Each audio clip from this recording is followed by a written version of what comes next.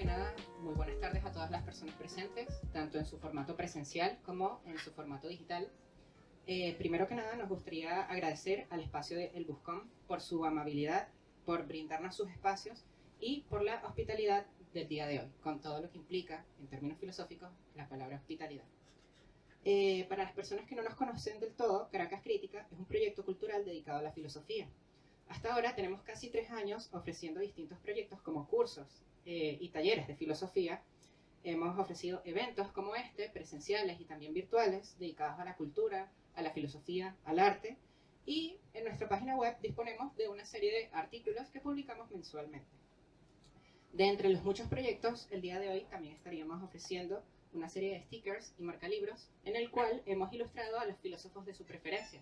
Filósofos como Nietzsche, filósofos como Simone de Beauvoir, Sartre, Michel Foucault, están disponibles en nuestra página web y en nuestras redes sociales por si les interesa.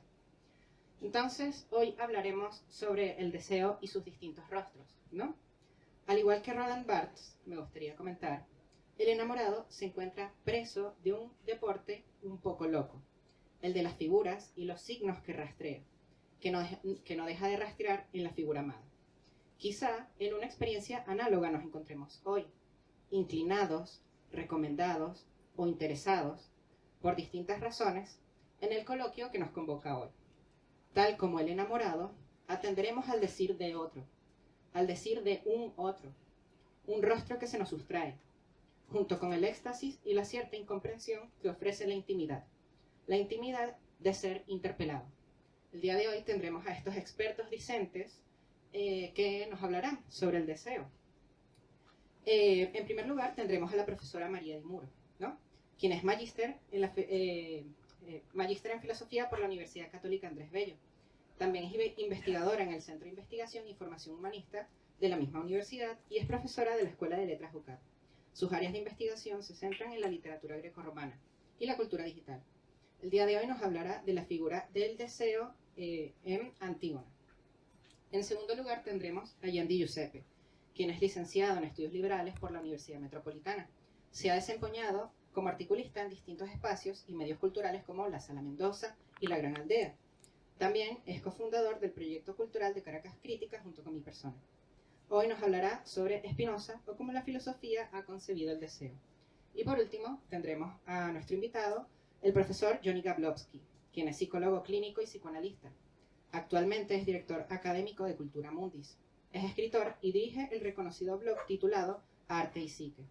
También se ha desempeñado como profesor en la Escuela de Psicología UNIMED y en diversos espacios e instituciones de especialización académica. Sus áreas de investigación se centran en el psicoanálisis y arte, así como en estudios sobre la corporalidad. Hoy nos hablará sobre los juegos de la erótica. Y bueno, sin nada más que agregar, al final de cada intervención pues tendremos un pequeño espacio para las preguntas, comentarios, dudas y bueno, estaremos atentos y deseosos de esas intervenciones. Muchas gracias. Muchísimas gracias por la invitación a los amigos de Caracas Crítica. Para mí es un gran gusto estar aquí hoy con ustedes y pues por supuesto también con los otros invitados en este diálogo interesante sobre filosofía y deseo, que como decía en el video que envié y que se publicó en las redes, pues pensar en el deseo implica también situarnos en una actitud eminentemente filosófica, porque el deseo implica el origen del pensamiento. Y hoy les vengo a hablar de la Antígona de Sófocles, el Eros de Antígona. En concreto, esta disertación parte de mi investigación de tesis de maestría, también pues relacionada con el Eros de Antígona, y quise conformar esta presentación a través de algunas preguntas que yo me he hecho a lo largo del proceso de investigación, interpelando a Antígona, pero por supuesto, y yo creo que cuando uno investiga, también se interpela a uno mismo.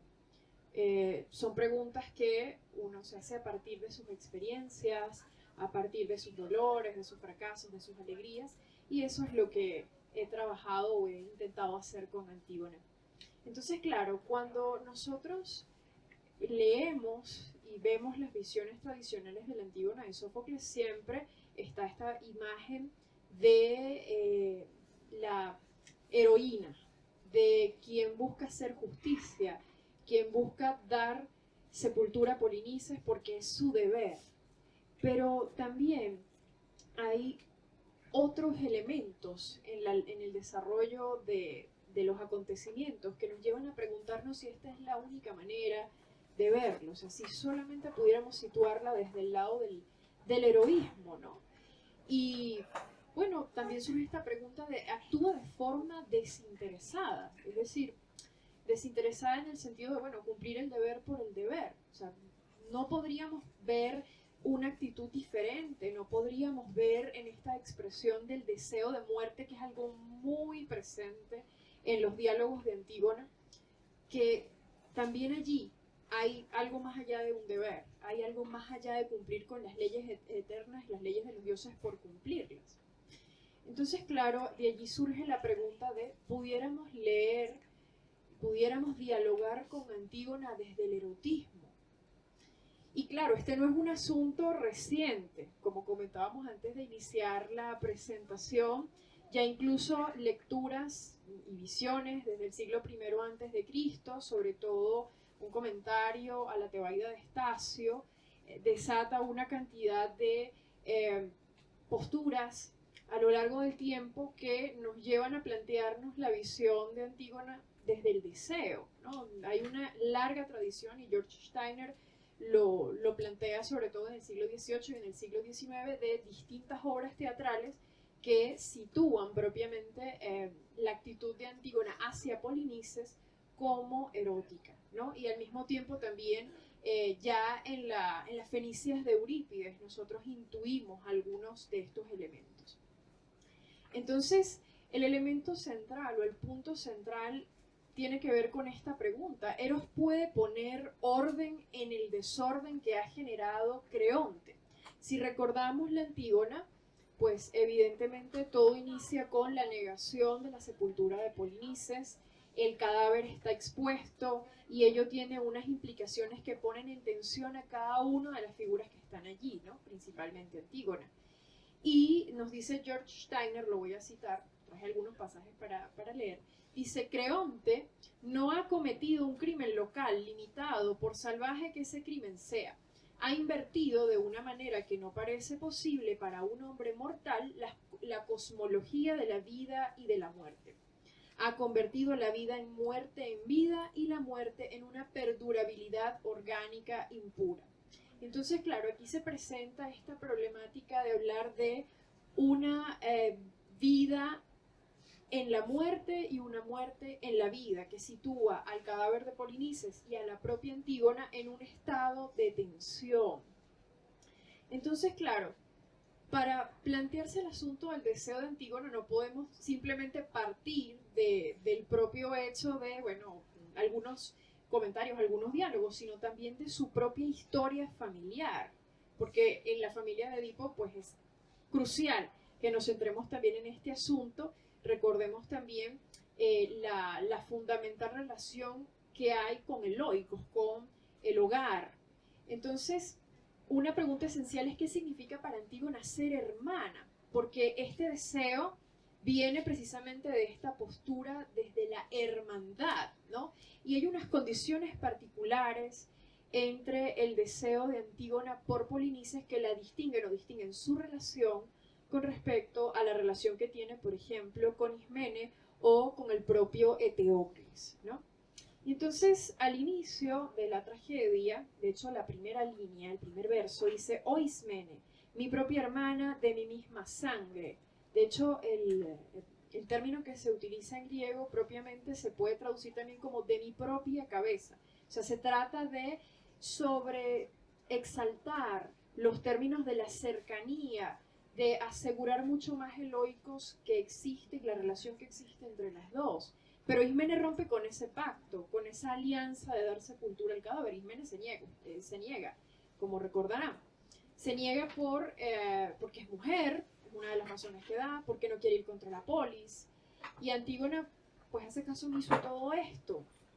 Pero una de las razones, por supuesto, es cumplir con las leyes eternas. Pero hay algo más allá, hay algo más que nos permite o nos permitiría hurgar en esa insistencia, ¿no? Entonces, esa hermandad con respecto a Polinices la va a ir diferenciando con respecto a la relación que tiene con los otros hermanos, ¿no? También, como nos dice Judith Butler, uno de los problemas esenciales en esta tragedia tiene que ver con reinventar o reformular, y esto también lo toma de Lacan, reformular el ámbito de lo familiar, las relaciones o el lugar que ocupan cada uno de los miembros del Oikos. Recordemos que es una familia incestuosa y el padre también puede ocupar el lugar del hermano, pero también los hermanos pueden ocupar el lugar de tíos, sobrinos. La madre puede ubicarse Yocasta en el lugar de la abuela también. Entonces se da ese proceso de reacomodación del lugar de lo familiar, y en este caso Antígona decide que sea solo Polinices su hermano. De hecho, es la única figura a la que ella se refiere como Adelphos, ¿ok? Con los demás no lo hace, se refiere en griego con el término propio del nombre de cada uno, pero en el caso de Polinices reafirma el lugar del Adelphos, pero con unas condiciones particulares, ¿no? Y claro, ella hace esta afirmación que dice: mi persona no está hecha para compartir el odio, sino el amor. Y esa es la postura que marca su naturaleza, estar unida en el amor. Pero ese estar unido en el amor tiene unas condiciones muy particulares, ¿no? Que nos llevan a las tensiones del eros y la filía en la relación entre Antígona y Polinices. De hecho, hay muchísimos estudios donde se analiza esta ambigüedad terminológica entre las distintas palabras que se manejan para referirse a la condición de la hermandad y a la condición del afecto. Y justamente está esta cuestión de la ambigüedad. Términos como eros o términos como filía no necesariamente se apegan solo a un contexto determinado, no se pegan solamente a lo familiar, no se pegan solamente a lo amoroso, sino que por el contrario se juega en todo el texto con esa ambigüedad, ¿no? Y tan es así que, por ejemplo, unas líneas, cuando ella dialoga con Ismene, dicen lo siguiente: yo le enterraré, hermoso será morir haciéndolo, yaceré con él al que amo y me ama tras cometer un piadoso crimen, ya que es mayor el tiempo que debo agradar a los de abajo que a los de aquí. Y entonces, claro, esta afirmación de yaceré con el que amo y me ama también es ambigua, y de hecho el uso de los términos, no vamos a dar aquí una clase de filología, pero sí el uso del verbo keimai en griego tiene que ver con esa condición de el cadáver sepulto y al mismo tiempo de yacer con el amado, ¿no? Entonces ya desde el propio lenguaje vemos esas ambigüedades que son sumamente eróticas. Ahora, eso nos lleva a otro planteamiento, ya pensando en las leyes eternas. Antígona actúa de forma racional, entiende qué es lo correcto por ser correcto, o más bien lo ve de esa manera porque lo desea, ¿no? Y allí tenemos algunos elementos que nos permiten llegar a estas preguntas. Por ejemplo, la escena donde se da la segunda acción de los ritos fúnebres. Recordemos que en la primera pues viene una ventisca y disuelve todo aquello que se había hecho en el primer ritual, y ella vuelve a dar los ritos fúnebres a pesar de que era innecesario cumplirlo. Algunos autores, como McCall, por ejemplo, dicen que ella insiste en volver a ejecutar estos ritos para que la capturen y más bien la lleven a la muerte, porque infinidad de veces ella repite que su vida no tiene sentido, que su vida sin su familia y específicamente sin Polinices pues carecen de sentido. Otra acción que nos permite comprender esto, llevar a estas preguntas, cuando Antígona ya está siendo llevada a la tumba para ser enterrada viva, como todos recordarán, y ella dice en unas líneas que ha actuado por excepción, es decir, que ella no habría actuado de esa manera si se hubiese tratado de sus hijos o de su esposo, pues perfectamente eran sustituibles. Pero el argumento fuerte es: Polinices es insustituible. Al mismo tiempo, también hay muchas referencias en el texto a esta cuestión de la locura. De hecho, bueno, existe un término muy particular que es la afrocine, que es justamente ese estadio en el que precisamente no se sigue la sofrocine, la sensatez, y es justamente el estadio en el que está Antígona, ¿no? Y esa afrocine la vemos en la manifestación que todo el mundo dice que ella es autónomo, es decir, que actúa de su manera, que es insensata, que está loca, ¿no? Entonces, eso también nos hace dudar de esa supuesta racionalidad de Antígona, ¿no? O sea, si se supone que está haciendo lo que es correcto, ¿por qué se le califica de esta manera, ¿no?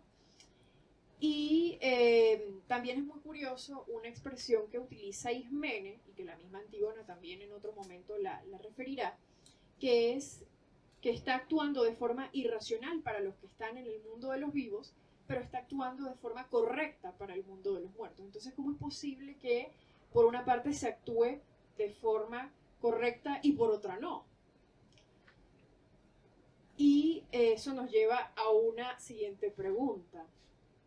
¿Se puede hacer algo sensato en un estado de insensatez? De hecho, la Antígona nos plantea un quiebre de esa dicotomía que a veces tenemos de, bueno, decir que lo sensato es sensato y lo insensato es insensato, blanco-negro.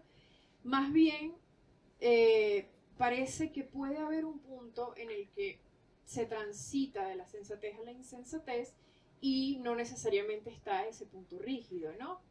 Y allí es donde está también el asunto de la coincidencia entre el eros y las leyes eternas, ¿no? Recordemos el asunto de la excepcionalidad. Se está actuando no por cumplir las leyes eternas, es decir, se nombran las leyes eternas oportunamente, pero coinciden con el deseo. Es decir, las leyes eternas se supone que se deberían cumplir en todo momento, o sea, si sea por un padre, por un esposo, por los hijos. Pero en este caso, ¿por qué solamente deberían cumplirse por el hermano, ¿no? Y allí es donde también surge otra pregunta. ¿La afrocine puede llevar a hacer algo que es justo aún no estando propiamente centrado en los propios cabales?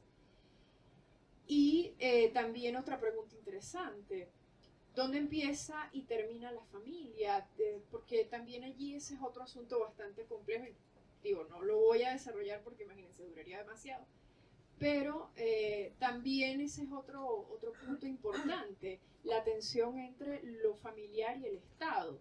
Antígona no lo tiene claro, así como tampoco en la actuación de Creonte lo vemos con claridad. O sea, allí es el oikos sobre el Estado y viceversa, el Estado sobre el oikos. Y eso también genera la tensión entre ambos. Y bueno, voy a saltar un momento hacia otra de las preguntas. ¿Cómo desea Antígona? ¿No? O sea, ¿cómo es ese deseo? Y voy a citar entonces lo siguiente, de Anne Carson. Si seguimos la trayectoria del Eros, lo encontramos sistemáticamente trazando la misma ruta. Se mueve del amante hacia el amado, después rebota de nuevo hacia el amante mismo, hacia el agujero que hay en él y que antes pasaba inadvertido. ¿Cuál es el verdadero tema de la mayor parte de los poemas de amor? No es el amado, es ese agujero. Entonces, no se trata de, y en la disertación, este es un punto fundamental, no se trata de situar el deseo en Polinices propiamente, sino situarlo, como nos está diciendo Anne Carson, por supuesto no específicamente sobre la Antígona, pero en general sobre la poesía amorosa, situarlo en ese espacio que hay entre el amante y el amado, ¿sí? No es el amado el punto de fuga, sino ese espacio que hay entre el amante y el amado. Así pues, Antígona, pudiéramos decir que también hace ese segundo acto de ritos fúnebres para salvar a Polinices, ¿no? ¿Y por qué salvarlo? Si diríamos, bueno, pero si está muerto, ¿cómo es posible, no? Pero recordemos que en la antigüedad un cuerpo insepulto implicaba que, vamos a decir así, el alma quedaba en un punto intermedio, no estaba ni en el mundo de los vivos ni en el mundo de los muertos. Entonces, Polinices queda en un estadio estancado. Antígona debe hacer esos ritos también para darle a Polinices la condición del amado, ¿sí? Lo amado no emerge solamente del propio deseo, sino que ella busca dar las condiciones para que Polinices sea el amado. Y claro, esto nos lleva a una cita de Julia Sisa donde reflexionamos ahora sobre el deseo de muerte propiamente, porque el deseo no es el deseo a secas de, bueno, voy hacia el otro, sino es un deseo de muerte. Y dice Sisa: deseo porque no estoy ante la presencia de lo que me agradaría. Disfruto apenas emerge la figura de lo que me hacía falta y no me permite desear otra cosa. El deseo es el pasado del placer. El deseo es desagradable. Hambre, sed, sueño, excitación, nostalgia, furor de combate. Toda forma de gímeros se manifiesta como una urgente, impelente necesidad de poner fin a esta sensación. Por si acaso, gímeros es el deseo que se siente al estar ante el amado. En su negatividad, este sentir de la falta de una acción, un estado, una cosa o un lugar es impaciencia, precipitación hacia el propio hacerse nada. El deseo es suicida, ¿no? Entonces, claro, este deseo de muerte pudiéramos verlo como un deseo suicida. Recordemos también cómo muere Antígona. Ella es sepultada viva, pero ella se suicida. Y ello también nos muestra esa desesperación propia del deseo de llegar al Hades, de alcanzar, bueno, evidentemente de la desesperación de estar en una situación como esa, terrible. Pero al mismo tiempo, como nos dicen Julia Kristeva y Jean-Pierre Vernant, de recuperar esa mismidad perdida. ¿Por qué mismidad perdida? De hecho, el término en inglés, sameness, porque ha perdido el oikos, y al perder el oikos o perder a su familia, pierde su referente, pierde su razón de estar en el mundo. Ella ha crecido y se ha desarrollado en ese ámbito. No se ha desarrollado en la polis, ella se ha desarrollado en el oikos y para el oikos. Y sin ese referente, pues su vida carece de sentido. Al mismo tiempo, esa sameness tiene que ver con cerrar el ciclo de la ate familiar. Recordemos que ate, y ya voy cerrando, sé que me estoy pasando el tiempo, pero ate tiene que ver con esa maldición familiar que va de generación en generación, ¿no? Hasta la 7ª generación, decían los antiguos. Entonces Antígona no está pagando solamente algo propio, porque en el caso de la antigüedad esta idea de lo propio incluso es muy complicada, sino que está también acarrea con su situación la propia ate familiar, ¿no? Entonces se trata de cerrar con su muerte y con su deseo ese ciclo de desgracias familiares, ¿no? Al mismo tiempo de romper con el mal que ha hecho Creonte y a su vez el deseo de llegar al hermano muy querido. Y claro, ese Eros de Antígona, finalmente, por una parte se nos muestra como ese deseo profundo, y lo vemos en el momento final cuando es llevada a la tumba. ¿Se acuerdan que ella por un momento dice, bueno, bien que estoy pasando por esto, parafraseándolo muy mal, ¿no? Pero al mismo tiempo se queja, llora por la vida que no va a tener, por los hijos que no va a poder tener, que no se va a poder casar. Entonces, por una parte, Antígona desea profundamente la vida y por otro lado, desea también profundamente la muerte, ¿no? Y en ese punto de convergencia entre el deseo de la vida y de la muerte, la encontramos a ella en ese punto del deseo. Es donde, como dice Jacques Lacan, Antígona brilla. Y también Søren Kierkegaard nos dice que en este punto ella está mortalmente enamorada. Es así como el propio Kierkegaard dice, solo en el instante de su muerte puede declarar el fervor de su amor. Solo puede declarar que le pertenece en el mismo instante en el que no le pertenece. Es decir, en ese punto tenso entre la vida y la muerte. Como ella misma lo dice, que no estoy entre los vivos y no estoy entre los muertos. Esa expresión propiamente es ese estadio máximo del deseo o de la expresión de su deseo. Por eso Ismene le dice, y con esto cierro, que desea cosas imposibles, ¿no? Cosas imposibles porque realmente lo que ella está planteando es un despropósito en el marco de lo que ha propuesto, o no es que lo ha propuesto, lo que ha impuesto Creonte, pero al mismo tiempo imposible para lo que podría ser una mujer. Y sin embargo, ella lo hace posible solo a través de ese acto de desear y de situarse entre la vida y la muerte. Gracias.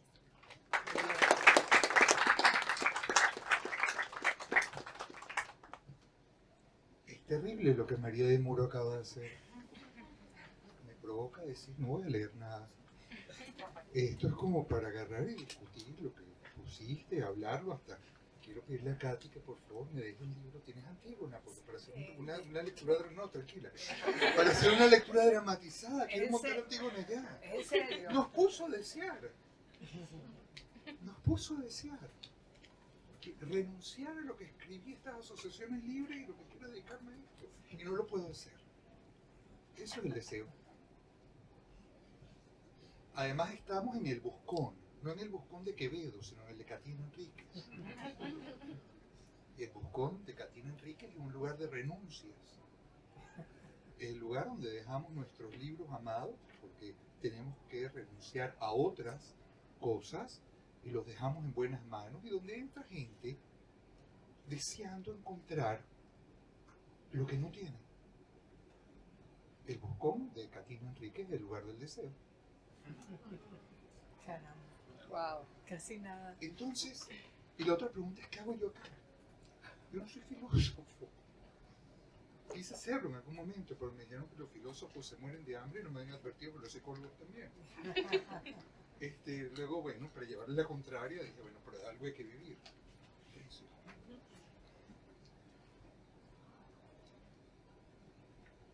Y eso me hace preguntarme, ¿qué hago yo acá? En realidad, ellos me dan las gracias por haber venido. Soy yo el que le tengo que dar las gracias a ellos. Porque los veo a ellos y digo, no hay futuro. Esa expresión es terrible. El futuro no existe. Lo único que existe es este momento. Nosotros no sabemos si Putin le da por lanzar una bomba dentro de un minuto y hasta lo último que escuchan en sus vidas. Qué patético, ¿no? Hay presente, gracias. Gracias, Caracas Crítica. Bien, les voy a leer un poco mis asociaciones libres, porque eso es lo que son. Sí, se me olvida, gracias. Eso que me acaban de dar el título de locutor. Bien. Erastes Erómenos. No sé si les suenan esas palabras. El amante y el amado, pero también son los barbudos, ¿verdad? Y los imberbes. Erastes, el amante, son los barbados, y Erómenos, supuestamente, son los púberes. El amado imberbe, ¿no? En Grecia eran los pares amorosos que se encontraban en el gimnasio. En nuestra sociedad del discurso capitalista, el deseo, bajo esta óptica, quedaría entonces mediatizado, pues el Erastes sería una suerte de sugar daddy, ¿verdad? Y ahí el flujo del amor de Zeus por Ganímedes estaría mediatizado por la colocación de Eros en otro lugar.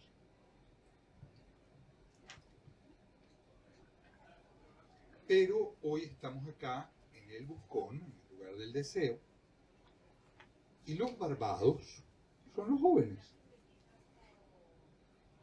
¿Y quién les habla? El imberbe. Soy yo. Qué rico.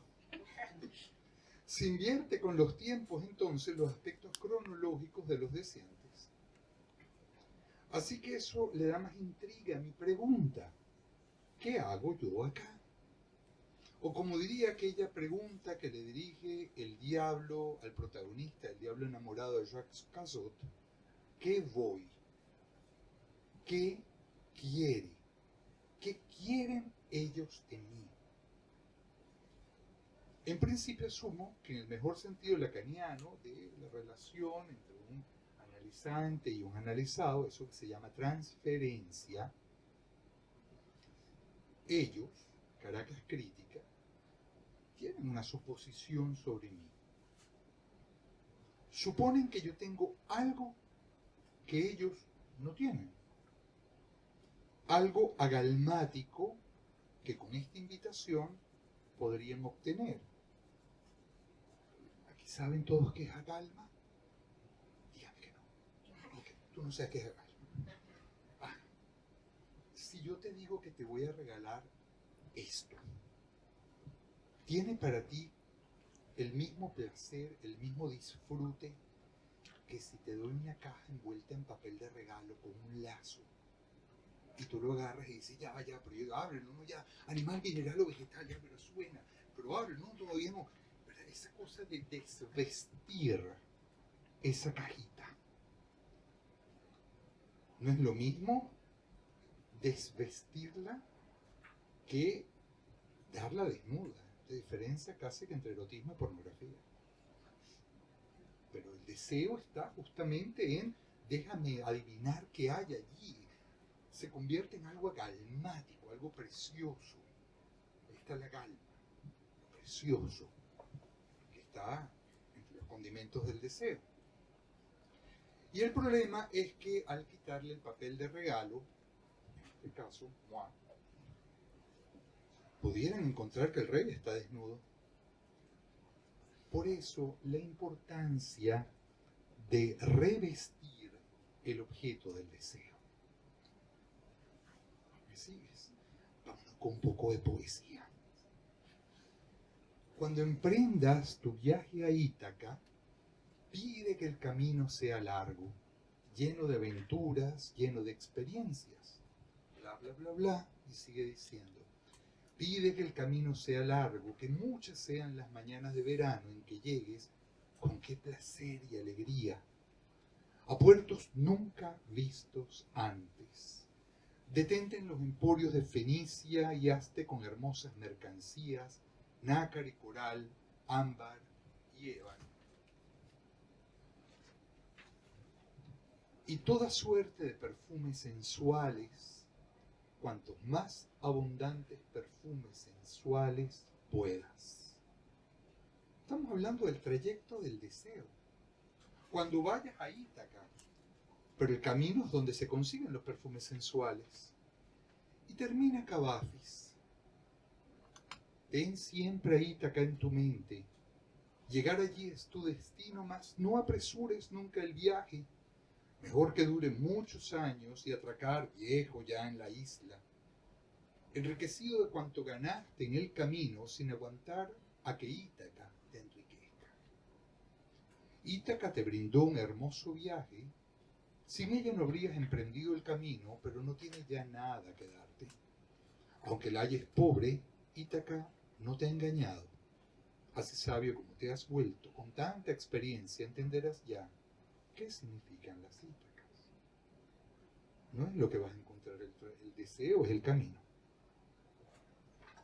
Y tenemos que recordar que el deseo no se satisface nunca.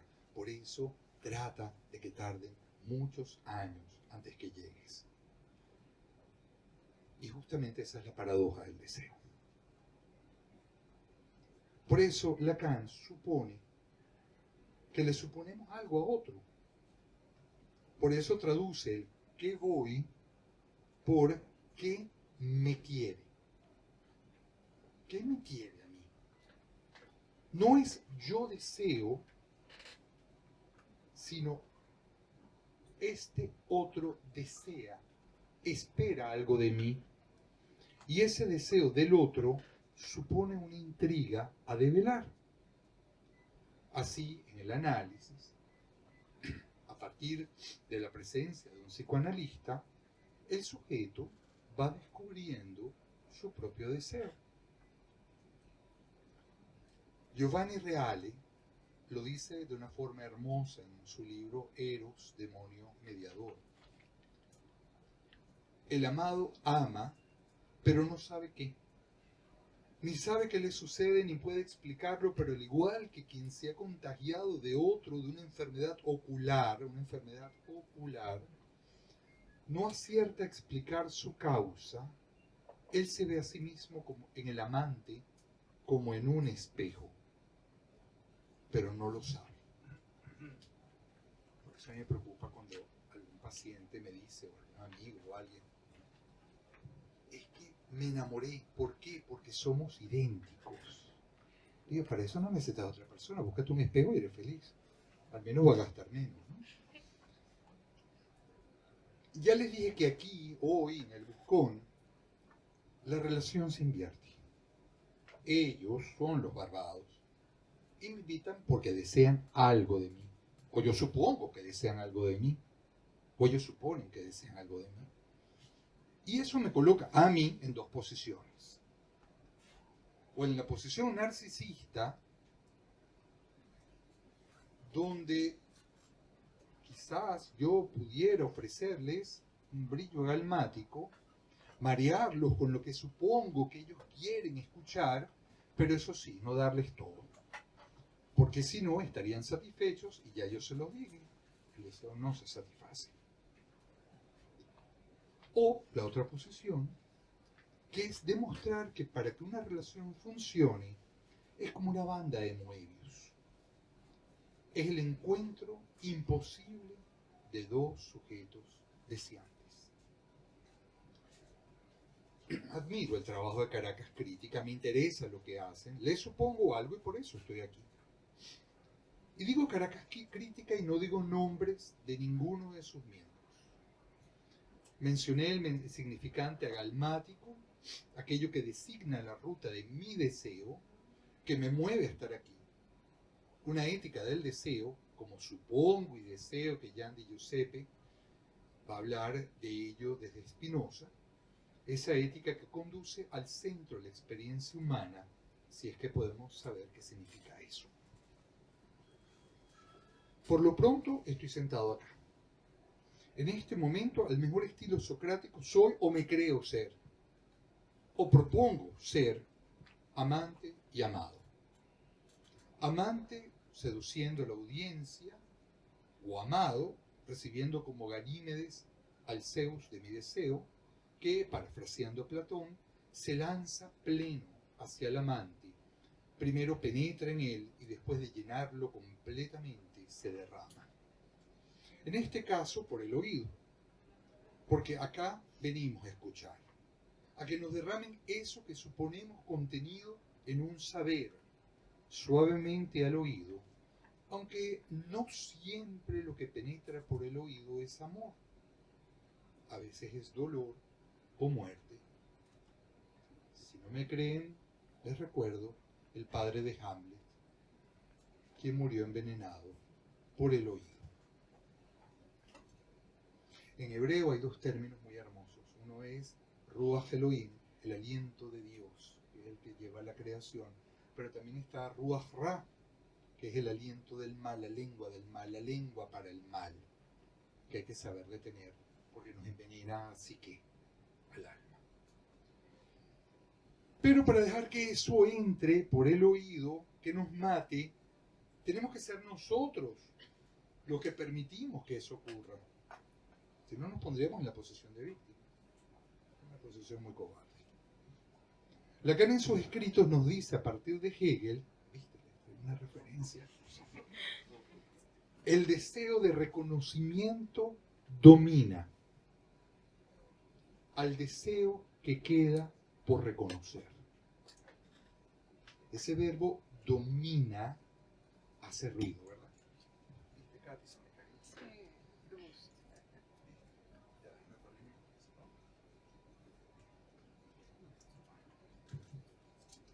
Ese verbo domina hace ruido. Y junto con el verbo reconocer, se torna una fórmula terrible. Deseo de reconocimiento. En nuestra sociedad digital, levante la mano quien no está pendiente de los likes en su Instagram o en su Facebook. El deseo de reconocimiento domina al deseo que queda por reconocer. Un deseo domina a otro, deseo de reconocimiento de mi deseo. Necesito a otro que reconozca mi propio deseo. Y si esto no ocurre, ¿qué pasa? Leamos entonces las subjetividades contemporáneas, la necesidad del like, las adicciones, el auge de deseo de ser influencer por encima de otras profesiones no, por encima de profesiones u ocupaciones. Y la pregunta ahí es, ¿dónde está el amor? Posiblemente ahí Eros está más ciego que nunca. Y lo que necesitamos es recordar que all we need is love. Pero amor verdadero, del que nos habla no Sócrates, no Platón, mucho menos Hegel, sino ese filósofo que en un ágora del Bronx cantó: me da pena preguntarte, tal vez te haga reír. Dulces sonrisas, tiernas caricias no son suficientes para mí. Yo no quiero molestarte, perdona la necedad, pero mi cielo, algunas veces necesito que me des seguridad.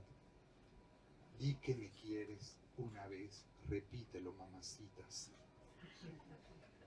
Amor verdadero, justamente la vía para reconducir a buen puerto el deseo.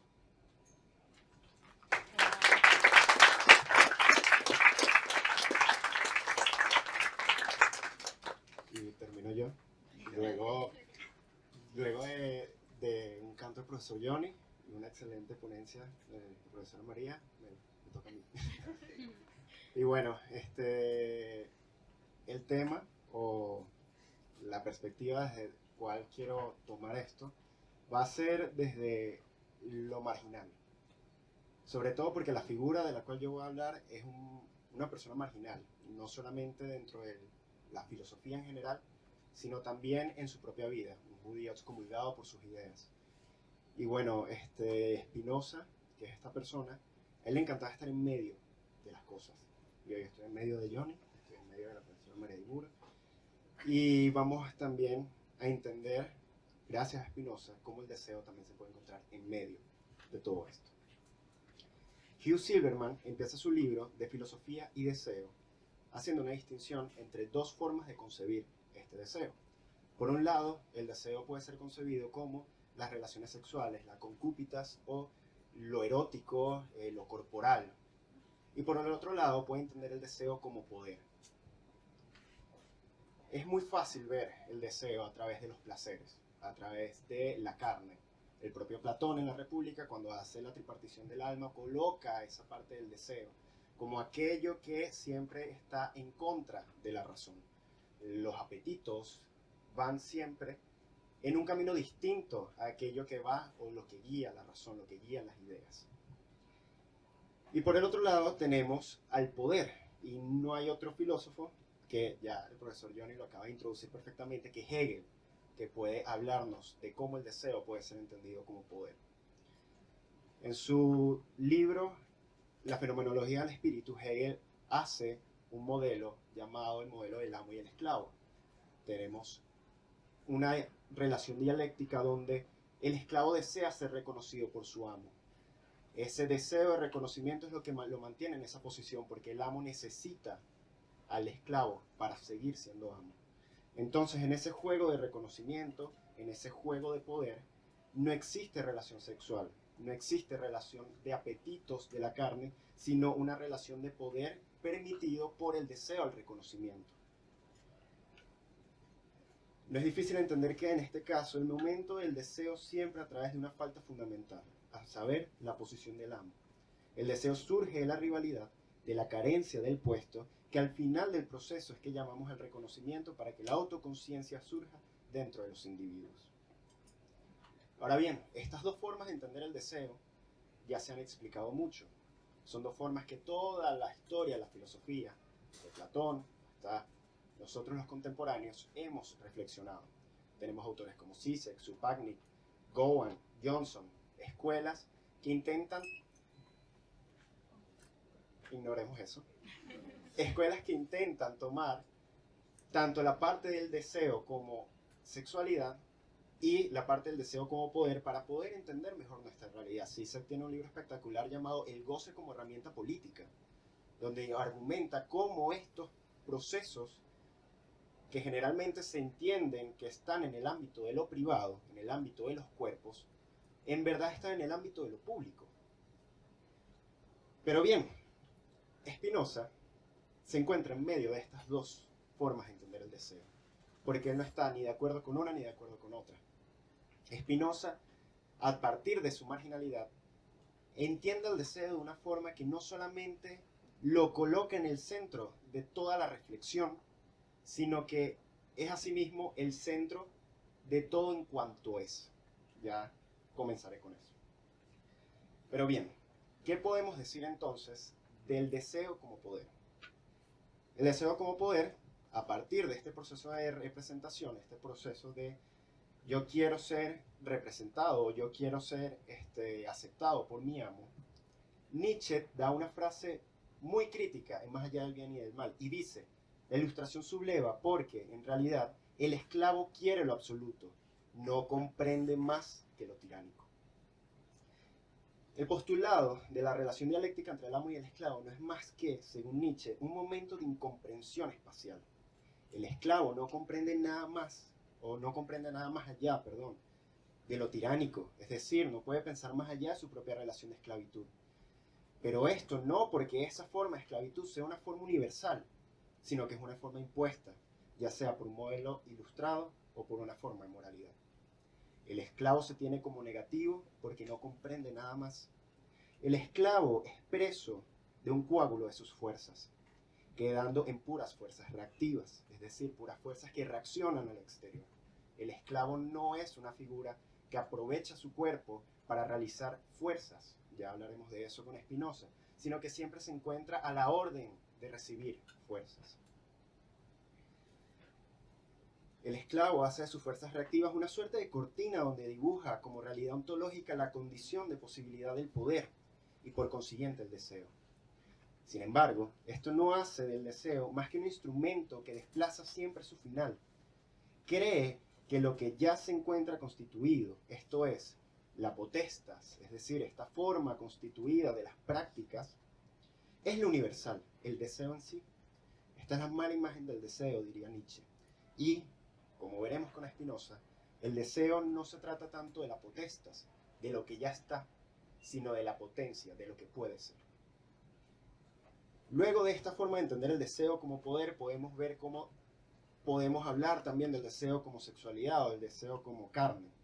Y para esto, ¿qué mejor persona que Descartes, que escribe en sus meditaciones sobre el deseo, sobre las pasiones del alma, que no existe nada que, lo voy a citar mejor dicho, considero además que no reparamos que ningún sujeto obra más inmediatamente en contra de nuestra alma que el cuerpo al que está unido. En una traducción en inglés, Descartes dice que está on the soul, en vez de en contra del alma, es decir, sobre el alma. Pero independientemente del caso, se tiene que la parte que desea, es decir, el cuerpo, se encuentra en una relación de rivalidad, de pelea, de lucha, con el objetivo de hacer daño a nuestra alma, hacer daño a nuestros pensamientos. En cualquier caso, el cuerpo, entendida como entidad distinta al alma, ejerce sobre esta la fuerza del deseo que, en última instancia, es siempre exterior de alguna manera. El deseo se relega al mero placer. Descartes afirma que el deseo puede ser deseo sobre algo externo, no como un proceso interno. Se genera un dualismo. El cuerpo tienta contra el alma, actuando sobre ella, para que sus deseos, así sean los más carnales, puedan cumplirse. El deseo sigue siendo concúpitas, una suerte de error que hay que enmendar, donde el alma debe mantenerse apaciguada de la tentación del deseo. Así, la sexualidad y el placer son los objetos de este deseo cartesiano. Pero entonces, ¿qué tiene que decir Spinoza sobre esto? ¿Qué tiene que decir Spinoza sobre el poder? ¿Y qué tiene que decir Spinoza sobre los placeres? Spinoza, como ya dije al principio, se encuentra en medio de esto. Él no cree que el deseo sea placer, tampoco cree que el deseo sea poder. Vamos con el placer. Este postulado de la separación del alma y del cuerpo como dos sustancias distintas la propone Descartes, Por un lado tenemos la res cogitans, lo que piensa, y la res extensa, los cuerpos, lo físico. Pero Spinoza, en su Ética, dedica su primer capítulo a explicar una ontología, es decir, una configuración de la realidad donde el alma y el cuerpo no son cosas distintas, sino dos lados de la misma moneda. Para Spinoza solo existe una única sustancia, Dios o la naturaleza. Esta única sustancia es infinita y contiene dentro de sí infinitas formas de presentarse en el mundo. Nosotros, los seres humanos, solo podemos entender dos: el cuerpo, o lo extenso, y el pensamiento, el alma. Sin embargo, Spinoza no nos dice que son dos cosas distintas, que por un lado tenemos el cuerpo que actúa como le da la gana y por el otro lado tenemos el alma que actúa de forma independiente. Al final es lo mismo, visto desde dos puntos de vista. Para Spinoza la conciencia empieza a partir de las afecciones del cuerpo. Es decir, nosotros empezamos a pensar cuando tenemos un encuentro con algo externo. El cuerpo posibilita el pensamiento, no lo desdeña. Y así como el cuerpo posibilita el pensamiento, nuestros pensamientos posibilitan nuestro cuerpo. Si nosotros tenemos pensamientos tristes, es normal que nos sintamos cansados, que nos sintamos deprimidos, que nos sintamos down. Y esto es porque en Spinoza existe esta relación de paralelismo, donde lo que ocurre, o como diría Spinoza, lo que ocurre en el orden de las ideas, ocurre de la misma forma en el orden del cuerpo. Y esto es bellísimo porque destruye la dualidad, el dualismo cartesiano. Todo se convierte entonces en un fluir donde no existen rivalidades. Entonces Spinoza se pregunta, ¿por qué tanto desdén hacia el cuerpo? Y él escribe en la Ética: nadie sabe lo que es capaz un cuerpo. Nadie sabe lo que puede hacer un cuerpo, porque tenemos a atender que existe una superioridad moral del alma sobre el cuerpo. Pero si al final las dos son la misma cosa, ¿dónde está esa superioridad? Habría que experimentar con el cuerpo entonces para saber lo que puede también el alma. Al destruir ese dualismo, Spinoza intenta entonces generar una concepción de la voluntad humana, o mejor dicho, de la falta de la voluntad de esta. ¿Por qué? Porque para Spinoza no existe algo llamado como libre albedrío, porque todo depende de la forma en la cual estos cuerpos sean afectados por otros. Yo me voy a comportar dependiendo de cómo yo sea afectado con lo que me rodea. Y Spinoza dice, las personas que se creen libres es porque no conocen las causas que los afectan, y ahí está Freud con el inconsciente. Las personas creen que están obrando a su libre voluntad cuando en verdad están siendo controlados por cosas que ellos no saben. Entonces Spinoza dice que no es porque sean engañados, sino porque simplemente no tienen una idea clara de lo que les está ocurriendo. Y en este juego de encuentros de cuerpos y de almas, Spinoza dice que existe en toda cosa que tiene ser, toda cosa que existe, una propiedad donde cada cosa se esfuerza para preservarse en su ser. Esa es la ley del conatus. Todo, en cuanto existe, trata de preservarse en su ser. Nada va a buscar su autodestrucción. ¿Y qué nos dice Spinoza más adelante? Que esa misma ley del conatus es el deseo mismo. El deseo, dice Spinoza, es la esencia del hombre. El deseo no es entonces aquello que es externo a mí, aquello que se encuentra en las cosas, sino que el deseo me constituye a mí. ¿Y cuál es ese deseo? Deseo de mantenerme en mi ser. Y eso lo podemos ver no solamente en el ser humano, sino en cada cosa que existe. Desea preservarse en su ser. Nosotros agarramos y hacemos una burbuja, y la burbuja va a tomar la forma perfecta para mantener una estructura molecular donde tenga la menor cantidad de tensión posible, porque la burbuja está intentando preservarse en su ser. Y no es hasta que tenga un encuentro con algo externo que esa burbuja puede seguir su camino o va a desaparecer. Y así se plantea el deseo en Spinoza. Spinoza no ve el deseo como una propiedad del poder, poder de reconocimiento, porque el reconocimiento traería entonces una suerte de falta que para Spinoza no existiría, porque la relación dialéctica no existe en Spinoza. Y al mismo tiempo no es placer y no es concúpitas, porque no es necesario los placeres carnales para yo poder seguir desarrollando mi deseo. Entonces el deseo, en esa forma o en ese modo de preservarme en mi ser, no se encuentra simplemente en este estado de quietitud, por así decirlo, en este estado sí, no, me estoy inventando palabras. En este estado de lentitud, en este estado estático, esa era la palabra, sino en un estado de movimiento.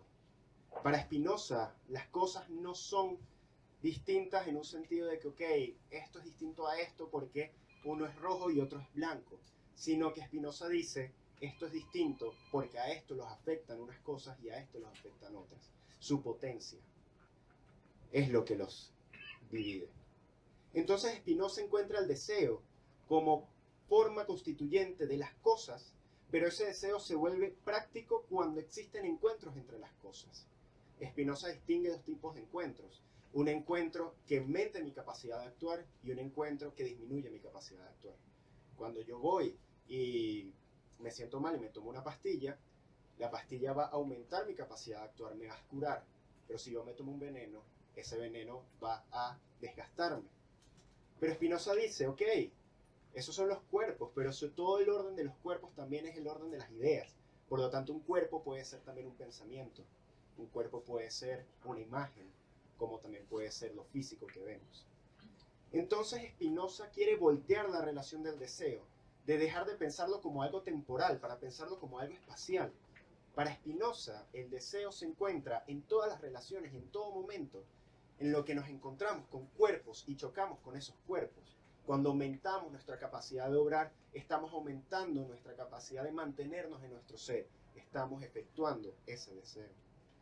Entonces el hombre que parece estar en esta posición más allá de las cosas, en realidad se encuentra entre las cosas, en el espacio.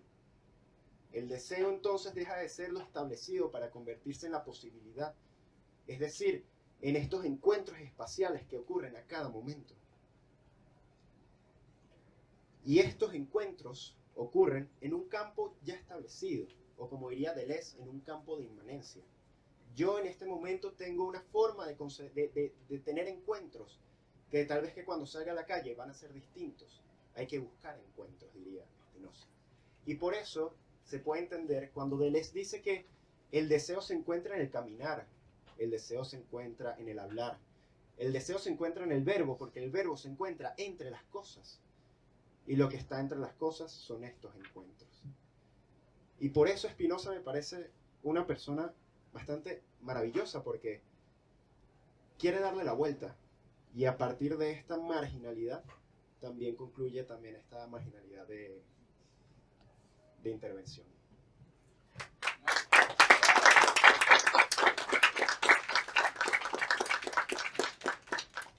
Bueno, muchísimas gracias por su asistencia. En este momento, todas las personas que quisieran hacer alguna intervención, alguna pregunta, algún comentario, pues tienen la palabra. No sé si me quisiera. No se asusten. La filosofía se trata de interpelar. Entonces, el que quiera tomar la palabra. Yo me quedé con una duda en cuanto al deseo de Antígona. ¿Dónde queda su prometido que muere con ella? Sí, ¿Cuál es el deseo de él, por ejemplo?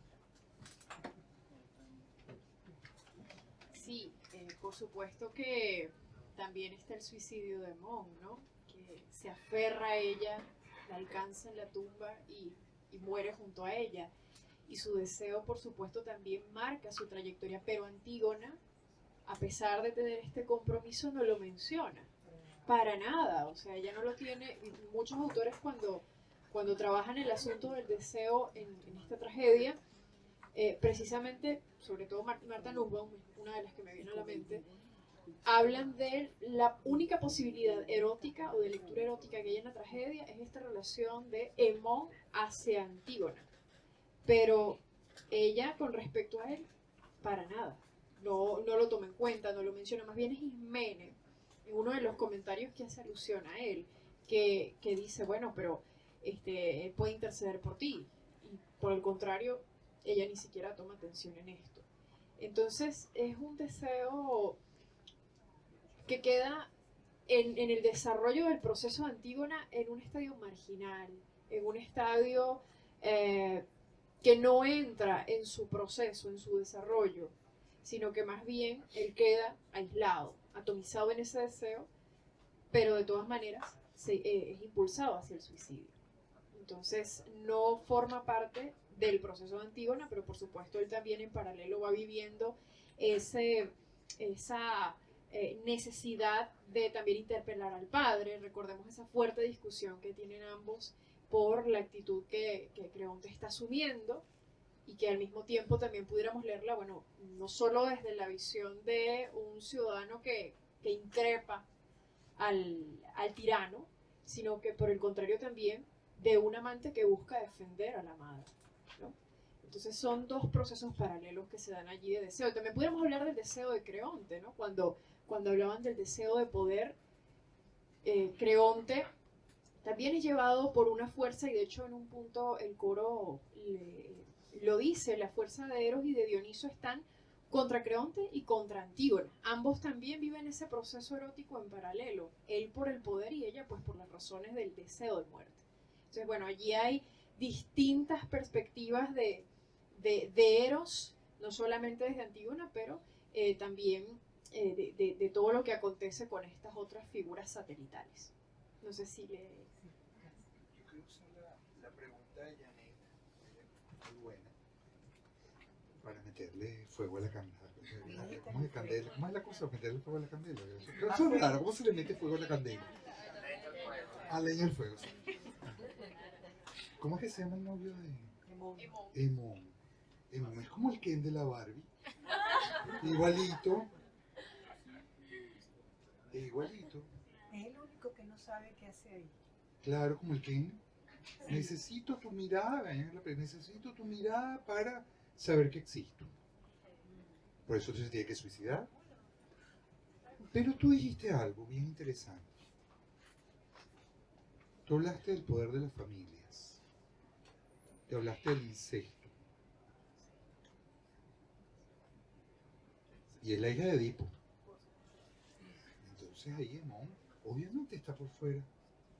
Porque las familias son incestuosas. Pero hay un enfrentamiento con su padre. Pero claro. Y el tema es Antígona. Pero ¿Qué por pasa a supuesto. Creonte? Pero esa es otra novela. Bueno, pero está ahí. Claro, está allí, pero fíjate el tema del deseo incestuoso. Y las familias son incestuosas. Por eso la salida es que todos los que estamos acá tenemos una familia elegida. Es como para salir de incesto. Necesario, urgente, por favor. Si no, si nos quedamos atrapados en la familia, nos enloquecemos. Lo que tú usaste, el término ese, lo escribí por acá, como africano y yo, afrocine. Afrocine, exactamente. Pues la sensatez es insensata. Qué bueno que hay un poco de locura. La pregunta entonces es cómo salir del incesto. Y eso nos lleva al deseo. ¿Qué deseaba ella en este chamo? Lo que no pudo realizar o lo que no quiso repetir, ¿verdad? De lo que ya había visto en su historia familiar. Pero con esa visión, el único que sale del incesto es Emón, El único que se libra de eso. se libra de eso. Pero se quedó pegada a la histérica esta, A ver, que le prometía todo el tiempo algo que no se lo iba a dar. como suele ser. Como suele ser y como hace una buena histérica. Exacto. Maldilla. Vayan a ver la Barbie. La versión de Moni. Exactamente. No sé si alguien quisiera hacer alguna pregunta, comentario. Hablando justamente de Barbie, hay un paralelismo muy interesante entre el teatro ateniense y la película, y es que en la Grecia antigua existía, pues la mujer tenía un rol dentro del hogar, dentro del oikos, y eran los hombres los que dirigían el mundo público. Pero en el teatro vemos el el juego ficcional con la posición contraria. Son las mujeres en el teatro ateniense las que toman la palabra e invaden el espacio público. En Barbie, Barbie es la que toma la palabra frente o contra el mundo heteropatriarcal.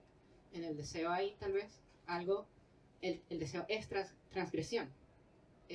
Bueno, un poco, ¿no? Y como esta transgresión, bueno, tiene un carácter político, ¿no? Eso es un poquito como lo que quise preguntar. Muchas gracias. Bueno, en el caso de la tragedia, en concreto, hay que leerlo con mucho cuidado. Es decir, no ponernos en esta postura de decir que, bueno, es la reivindicación de la mujer, o vamos a desde aquí a poner una denuncia, porque no es el espíritu. Más bien estas figuras femeninas, y algunos autores lo han llamado la masculinización. Ellas representan precisamente esos peligros de que las mujeres asuman estas posiciones de poder. No hablo en el caso de Antígona, ¿ok? Antígona es un punto y aparte. Pero pienso, por ejemplo, en Medea, pienso en Fedra, del Hipólito de Eurípides, que más bien llevan a que si la mujer excede ese límite de loicos, excede ese lugar prescrito, puede convertirse en un absoluto peligro. Ahora, en el caso de Antígona, o también podemos poner el caso de Ifigenia, ¿sí? En el caso de Ifigenia en Áulide, porque Ifigenia entre los tauros ya es otra cosa y más similar a lo que ocurre, por ejemplo, con Medea. Pero Ifigenia en Áulide es una muchacha que es sacrificada por lo que se debe hacer para que puedan los aqueos continuar hacia Troya. Antígona también de alguna manera es sacrificado, se sacrifica, y aquí más allá de lo que hemos hablado del deseo, para restablecer un orden perdido en la polis.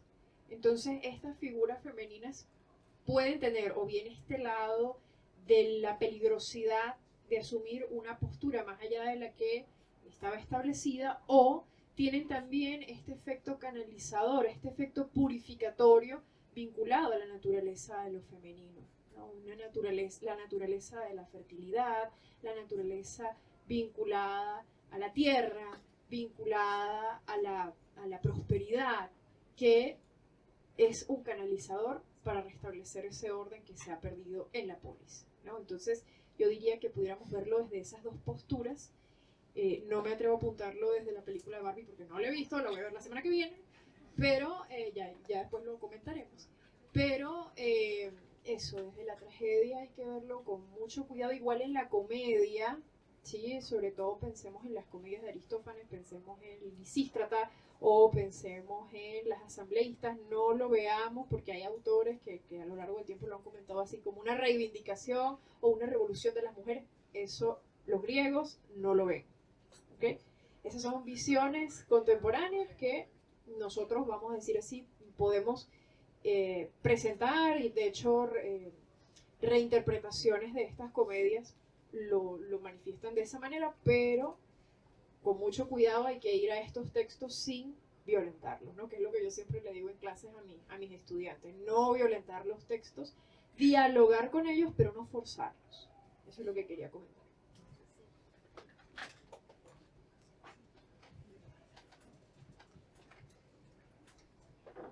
Bueno, yo creo que podemos darle un súper aplauso a estos muchachos, incluyendo a Johnny también, a este muchacho que no se pierdan los lentes que tiene, por favor. Yo ya inventé la historia de que lo compró en una subasta en Londres y eran de Proust. Da un perfil allí, por favor, el perfil, y miren esa belleza. Bueno, nada, que estoy muy contenta con lo que ha pasado hoy, creo que ha sido excelente, me encanta la convocatoria que han tenido, me parece que han dado una brisa al Buscón también maravillosa, creo que fue estupendo todo lo que se dijo, yo me quedé con ganas de una hora más. Johnny, un honor tenerte aquí en el Buscón. Johnny es amiguísimo del Buscón, gran amigo de la casa, y bueno, es un verdadero honor tenerte. Vamos a anunciar próximamente otro encuentro va a ser en agosto, En agosto, finales de agosto. 30 de agosto. Vamos a tener también a Johnny, bueno, en otro campo, quizás un poco más su campo, pero va a estar dialogando con Víctor Corman, que es un personaje importante dentro de las figuras del psicoanálisis. Y bueno, él va a estar compartiendo con Víctor Corman, quien vive en Barcelona y estará de visita en Venezuela. Así que están invitados también, sigan nuestras redes, el Buscón 1. Y bueno, creo que esto da como para seguir conversando, ya hablaremos. Me encantó todo, bueno, la verdad es que los tres, fantásticos, los cuatro. Me parece que podríamos hasta hacer un encuentro sobre Barbie, ahora que lo pienso. Porque me interesa mucho, porque lo que dijiste tiene mucho que ver sin haberla visto, de hecho pensé que la habías visto, y creo que da mucho que hablar, y un poco lo que estaba diciendo antes, que uno entra como muy predispuesto a esa película. Yo por lo menos entré así como un poco, y resulta que me encontré con muchas sorpresas, ¿no? Entonces, bueno, muchísimas gracias por acompañarnos, ha sido un regalo verlos a todos aquí. Gracias.